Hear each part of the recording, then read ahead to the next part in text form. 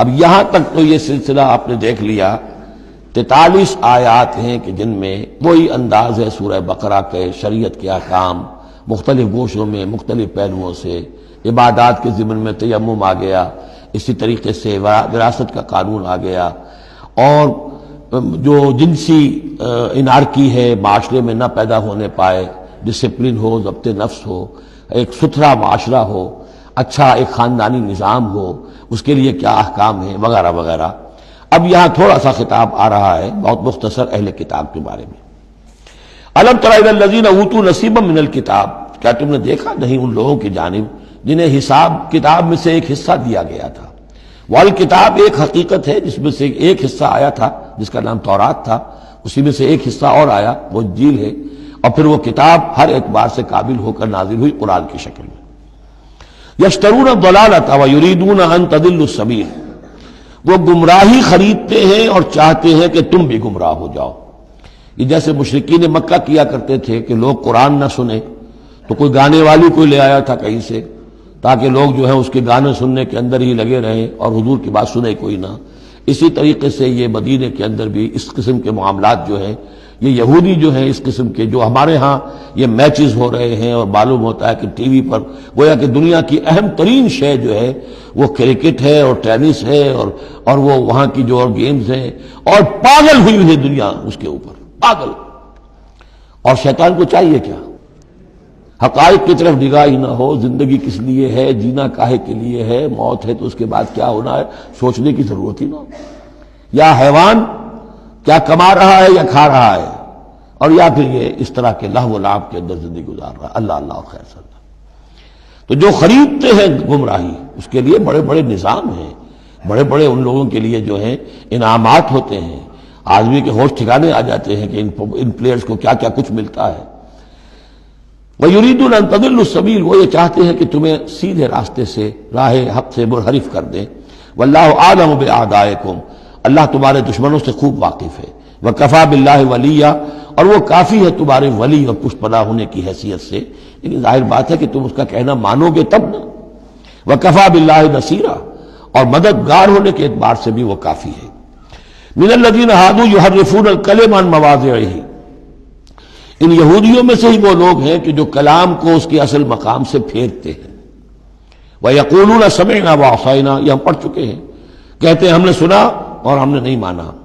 بظاہر یہ کہ سمعنا وَأَطَعْنَا کہہ رہے ہیں، حقیقت میں سمعنا وَعَصَيْنَا۔ وَاسْمَعْ غَيْرَ مُسْمَعٍ، اور وہ حضور سے یہ بھی کہتے تھے گستاخ نہ سنیے، نہ سنا جائے، نہ سنے، یہ چپکے سے کہہ دیا کہ ہمیں کو آپ کو سنانا بھی مطلوب نہیں ہے خاص۔ وَاسْمَعْ غَيْرَ مُسْمَعٍ وَرَاعِنًا لَيًّا بِأَلْسِنَتِهِمْ، اور رائنا کو رائینا کہہ دیا ہے ہمارے چرواہے، بِأَلْسِنَتِهِمْ اپنی لین اپنی زبانوں کو موڑ کر، وَطَعْنًا فِي الدِّينِ، اور دین میں طعن کرنے کے لیے، عیب لگانے کے لیے۔ وَلَوْ أَنَّهُمْ قَالُوا، اگر وہ یہ کہتے سمعنا وَأَطَعْنَا، ہم نے سنا اور مانا، وَاسْمَعْ وَانظُرْنَا، اور آپ ہماری بھی بات ذرا سن لیجئے اور ذرا ہمیں مہلت دیجئے، لَكَانَ خَيْرًا لَهُمْ وَأَقْوَمَ، یہ ان کے لیے کہیں بہتر ہوتا اور بہت درست اور سیدھی بات ہوتی۔ وَلَٰكِن لَعَنَهُمُ اللَّهُ بِكُفْرِهِمْ، لیکن اللہ نے تو ان کے کفر کی وجہ سے ان پر لعنت کر دی ہے۔ فَلَا يُؤْمِنُونَ إِلَّا قَلِيلًا، تو اب وہ ایمان لانے والے نہیں ہیں مگر شاذ کوئی۔ یا ایھا الذین اوتوا الکتاب آمنوا بما نزلنا مصدقا لما معکم، اب یہاں پر اس لعنت و ملامت کے ساتھ ہی وہ دعوت بھی ہے۔ یہاں پہ جو چیزیں ملی ہوئی ہیں جیسے کہ ہم نے دیکھا سورہ بقرہ اور آل عمران میں وہ علیحدہ علیحدہ مقامات تھے۔ اے وہ لوگوں جنہیں کتاب دی گئی تھی، اوتوا الکتاب آمنوا بما نزلنا، ایمان لاؤ اس پر کہ جو ہم نے نازل کیا ہے، مصدقا لما معکم، اس کہ تصدیق کرتے ہوئے آیا ہے اس کی جو تمہارے پاس ہے۔ من قبل ان نطمس وجوہا، اس سے پہلے کہ ہم چہروں کو مٹا دیں۔ اس کا مطلب کیا ہے کہ چہروں پر جو نشان ہیں کوئی ایک ہاتھ پھرے کہ کوئی نشان باقی نہ، اسپاٹ ہو جائے۔ فنردھا علی ادبارہا، پھر ان کو ان کی پیٹھوں کی طرف موڑ دیں، چہرہ پیچھے اور گدی سامنے، جیسے کہ اصحاب سبت کے ساتھ ان کو بندر بنا دیا یا انہیں خنزیر کی شکل بنا دی۔ تو فرمایا اور نلعنہم کما لعنا اصحاب السبت، یا ہم ان پر وہ لعنت کر دیں جو اصحاب سبت پر ہم نے کی تھی۔ یہ تفصیل آئے گی سورہ اعراف میں، لیکن واقعہ اجمالاً جو ہے سورہ بقرہ میں آ چکا ہے۔ وَكَانَ أَمْرُ اللَّهِ مَفْعُولًا، تو اس سے پہلے پہلے تم ایمان لے آؤ، ورنہ اللہ کا معاملہ جو ہے وہ تو ہو کر رہنا ہے۔ ان اللہ لا یغفر ان یشرک بہ، پہلی مرتبہ بھی آیت یہاں آ گئی۔ یقیناً اللہ اسے ہرگز نہیں بخشے گا کہ اس کے ساتھ شرک کیا جائے۔ وَيَغْفِرُ مَا دُونَ ذَلِكَ لِمَن یشاء، ہاں اس سے کم تر جو کچھ ہوگا جس کے لیے چاہے گا بخش دے گا۔ یہ بھی کھلا لائسنس نہیں ہے کہ آپ سمجھے باقی سب گناہ معاف ہو ہی جائیں گے، لیکن اس کی امید دلائی ہے کہ اللہ تعالیٰ باقی تمام گناہوں کے بغیر توبہ کے بھی معاف کرنے کا ایک امکان دے رہا ہے، لیکن یہ شرک جو ہے اس کے معاف ہونے کا کوئی امکان نہیں۔ وَمَن يُشْرِكْ بِاللَّهِ فَقَدِ افْتَرَىٰ اِثْمًا عَظِيمًا، اور جو اللہ تعالیٰ کے ساتھ شرک کرتا ہے اس نے تو بہت بڑا طوفان باندھا ہے۔ اللہ تو ایک اللہ ہے، اس کے ساتھ جس کا بھی آپ تذکرہ کرتے ہیں جھوٹ ہے، افتراء ہے، بہتان ہے، اور اس کے سوا کچھ نہیں۔ أَلَمْ تَرَ إِلَى الَّذِينَ يُزَكُّونَ أَنفُسَهُمْ، کیا تم نے دیکھا نہیں ان لوگوں کو جو اپنے آپ کو بہت اعلیٰ سمجھتے ہیں، پاک سمجھتے ہیں؟ یہ وہی جو فلسفہ میں بیان کر چکا ہوں کہ یہ یہودی سمجھتے ہیں کہ we are the chosen people of the lord.